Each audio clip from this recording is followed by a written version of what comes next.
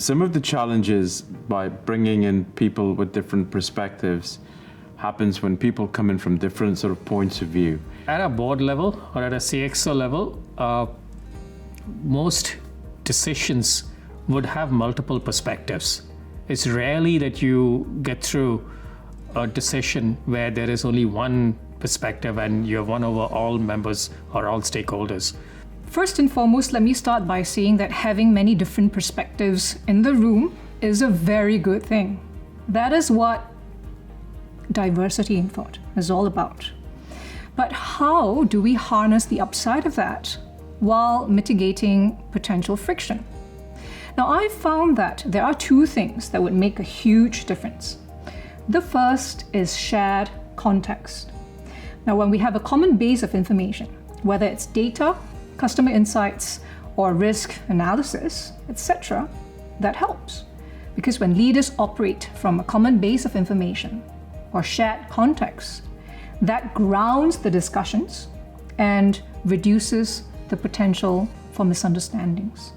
So it's important to first outlay or outline the overall objective of what you're attempting to do. What is the purpose and the goal of what you're proposing? And as long as everyone's in agreement with the overall objective, then we all know that as a team, all stakeholders are aligned in the overall objective. And then it's important to find out the common ground. What is the common ground that we all have as stakeholders? And therefore, once we have also defined the common ground, then what are we suggesting? And can we build on each other's perspectives? And to what extent can we build on? And the main solution here is to foster an open and collaborative way of working and try to bring people together towards a common ground. Once you have that, we then should listen to all the different perspectives and at the end get to a consensus decision. Sometimes you may need to be gentle but firm. Diverse perspectives are incredibly important.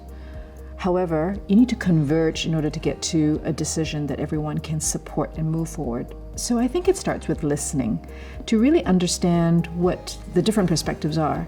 And very often when there's a divergence, it's because people are bringing different assumptions. So what I try to do is to actually focus on what the objectives are and the areas of common concern. With that in place, you can actually drive to win-win solutions that everyone can buy into. So not only there is an alignment among stakeholders, often enough, you need those stakeholders to also help you in executing on that decision.